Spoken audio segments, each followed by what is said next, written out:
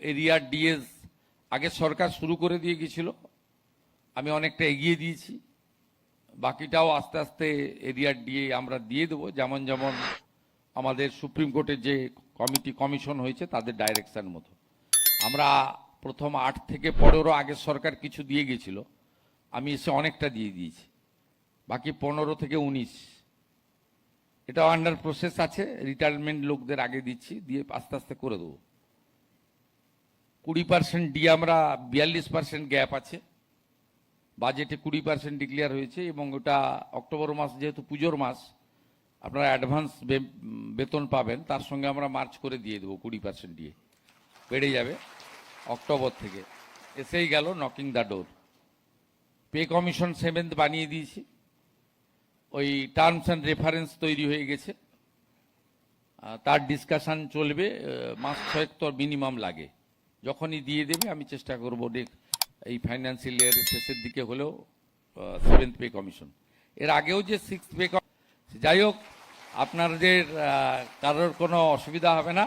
আর বাকি যারা third party পাচ্ছেন ওয়েবেলের মাধ্যমে নিয়োগ, যেটা আপনি দিতে পারবেন না, যেমন আপনাদের সঙ্গে কেন্দ্রের যে গ্যাপ আমরা আস্তে আস্তে মেটাবো, আপনারা সবাই ভেবে দিতে পারি।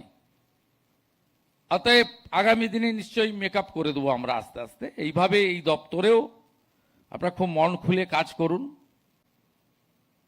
আর আপনাদের স্যালারি বা ফাইন্যান্সিয়াল প্রোটেকশনের ক্ষেত্রে যারা তো সরকারের ডাইরেক্ট এমপ্লয়ি, তাদের ক্ষেত্রে রাজ্য সরকার তো ভাবতে শুরু করেছে।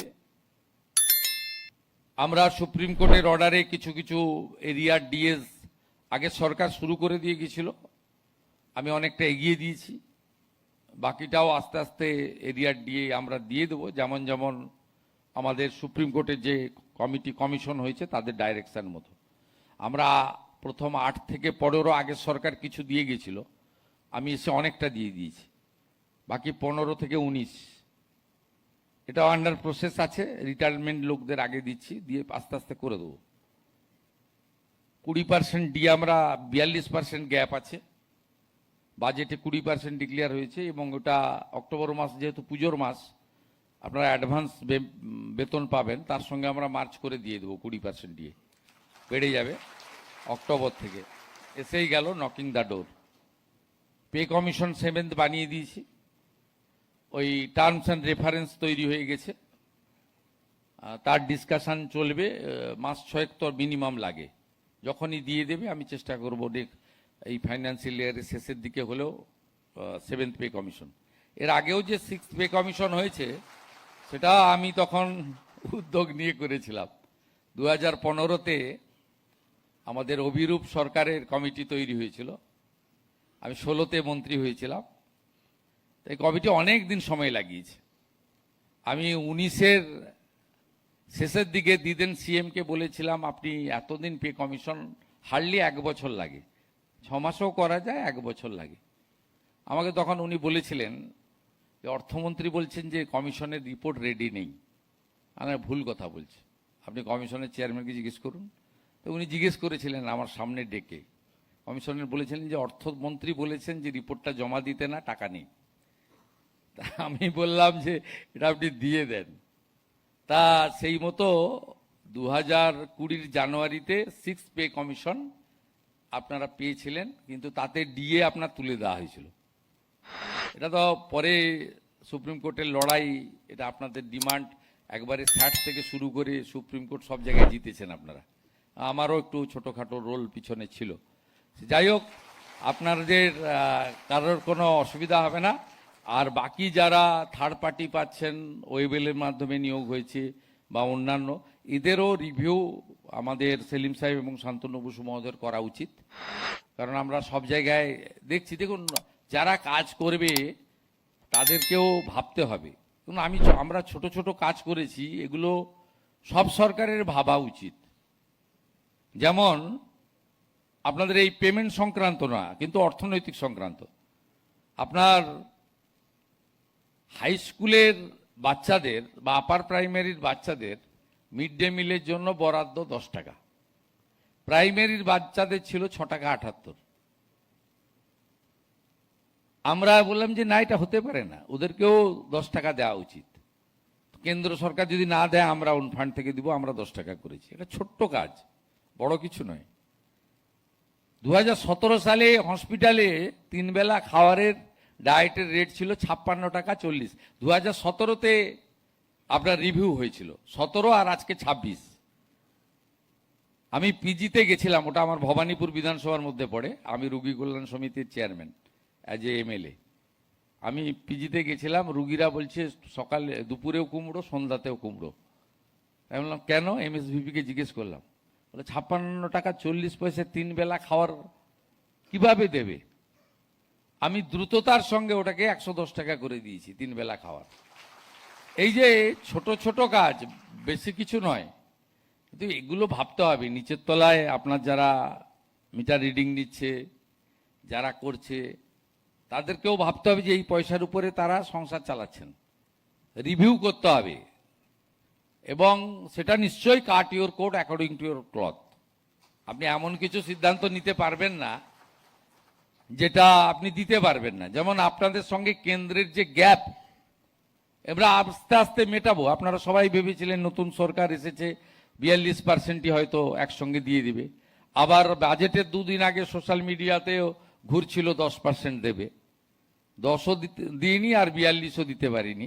আমি যতটা হিসাব টিসাব করে এমন কিছু করেছি যাতে দিতে পারি। অতএব আগামী দিনে নিশ্চয়ই মেকআপ করে দেবো আমরা আস্তে আস্তে। এইভাবে এই দপ্তরেও আপনারা খুব মন খুলে কাজ করুন, ভয় ভীতি কাটিয়ে ফেলুন। আমি কতগুলো বিষয় আপনাদেরকে বলছি, এগুলো নির্দেশই ধরে নিতে পারেন। একটা হচ্ছে hooking zero, no political intervention. কোনো এমএলএ এমপি, কোনো রুলিং পার্টি বিজেপির লোক আপনাকে ফোন করবে না, করলে আপনার অ্যাকসেপ্ট করারও দরকার নেই। হুকিং জিরো, র্যান্ডাম কাটতে থাকুন। সেকেন্ড, আপনার যে বকেয়া বিল পড়ে রয়েছে ইন্ডাস্ট্রিয়াল আর কমার্শিয়ালের ক্ষেত্রে একদম জিরো টলারেন্স, আদায় করুন, যেভাবে পারেন আদায় করুন। সবচেয়ে বেশি ফাঁকি দিচ্ছে নেতাদের প্রতিষ্ঠানরা। আমি দায়িত্ব নেওয়ার পরে 2 জায়গায় লাইন কেটেছেন, তারপরে কিছু টাকা আদায় হয়েছে। পূর্ব মেদিনীপুরের একটি কাজু নাট ফ্যাক্টরি, আর মালদাতে একজনের প্রাইভেট এডুকেশনাল ইনস্টিটিউশন। তিনি এমএলএ, বড় নেতা, জেলার সভাপতি ছিলেন। পূর্ব মেদিনীপুরেও তিনিও বড় নেতা, কাজ করতে দেয়নি। যখনই গেছেন নোটিশ দিয়েছে, বলছে আমি সে বুঝে নেব। অরূপদার সঙ্গে আমার কথা হয়ে গেছে, আপনি চলে এসছেন ফিরে। এক্ষেত্রে একদম কারো কথা শুনবেন না। শুধু ডোমেস্টিকের ক্ষেত্রে বলবো, আমরা মানুষ তো, হুঁশ যার আছে সেই মানুষ। ডোমেস্টিকের ক্ষেত্রে অনেকের পরিবারে এমন এমন অসুখ এসে উপস্থিত হয়, তার সব চলে যায়। স্বাভাবিকভাবে ডোমেস্টিকের ক্ষেত্রে নোটিশ দিয়ে, বলে, জানিয়ে, দেখবেন তার পাস্ট পারফরমেন্স ভালো, সব সময় দেয়নি তা নয়। এগুলো বলে বুঝিয়ে করতে হবে। স্মার্ট মিটারের ক্ষেত্রেও তাই। আমরা আস্তে আস্তে শুরু করেছি, government institution, government schools and government employee, আস্তে আস্তে আস্তে আস্তে দেখবেন ওখানেও আপনার মিসকনসেপশন, বিশেষ করে লেফটিস্টরা, তারা এগুলো এটা নিয়ে বেশি করে। কিন্তু আজকে ত্রিপুরাতেও করেছিল, এখন ত্রিপুরাতে সব জায়গায় স্মার্ট মিটার হয়ে গেছে, কোনো নেগেটিভ কিছু নেই। একটা এক্ষেত্রেও আমারও বক্তব্য ছিল, আমি এলওপি যখন ছিলাম বলেছিলাম, আলোচনার মাধ্যমে ধীরে ধীরে এগোন। লোক যখন বুঝতে পারবে যে এতে কোনো নেগেটিভ হয় না, আজে বাজে বিল আসে না, তার একটা গ্রিভেন্স সেল থাকবে, তার কোথাও আপনার খুব খারাপভাবে অ্যাব্রাপ্ট বিল এলে তিনি রিড্রেসাল সেলের সাপোর্ট পাবেন। হটলাইন, অনলাইন আপনার অভিযোগের একদম ডেডিকেটেড নাম্বার, একটা ব্যবস্থা থাকলে ধীরে ধীরে ধীরে ধীরে দেখবেন ঠিকঠাক হয়ে যাবে। তাই হুকিং, কমার্শিয়াল ইন্ডাস্ট্রিয়ালের ক্ষেত্রে পেন্ডিং বিল আদায় এবং ধীরে ধীরে স্মার্ট মিটারের ক্ষেত্রে করা।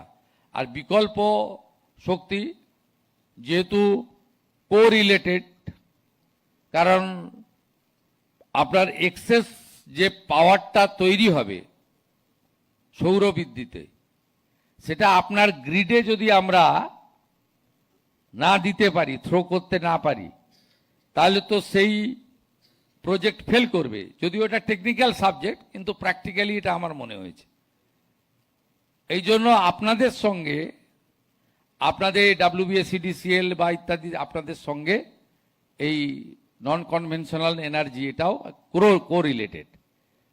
সবচেয়ে বেটার কাজ মহারাষ্ট্র করেছে, 26 লক্ষ প্রধানমন্ত্রী সূর্যঘর, সবচেয়ে ভালো। আগে সরকার নেয়নি, কেন নেয়নি আমি জানি না। আমরা নিয়েছি, আমাদের 1 লাখ মাত্র কোটা দেওয়া হয়েছে। আমার বিশ্বাস আমরা অনেক বেশি করতে পারবো। একটা প্রবলেম আছে, সাবসিডি কিছু আপনার গ্রাহককে লাগাতে হচ্ছে টাকা। সেক্ষেত্রে SC/STদের ক্ষেত্রে আমরা অ্যাডিশনাল 15,000 টাকা, 100 ইউনিটে 5,000 করে টাকা দেওয়ার সুযোগ রেখেছি। আমরা ভাববো, আপনারা কেসগুলো তোলার চেষ্টা করুন। আজকেও একটু পরে আমাদের 1800 বাড়িতে আমরা নবান্ন সভাগৃহ থেকে সুইচ দেব। এটা ছোট্ট প্রোগ্রাম, কিন্তু মেসেজটা হচ্ছে যে আমরা প্রধানমন্ত্রী সূর্য ঘরে বিকল্প শক্তিতে ওয়েস্ট বেঙ্গল আজ থেকে এন্ট্রি নিল। It's a message. আপনারা সবাই ভালো থাকবেন। আমি চেষ্টা করব মাসে একদিন বিদ্যুৎ ভবনে 1-2 ঘন্টা এসে বসার। বাকি কমিউনিকেশন থাকবে, MOS বেশি সময় দেবেন।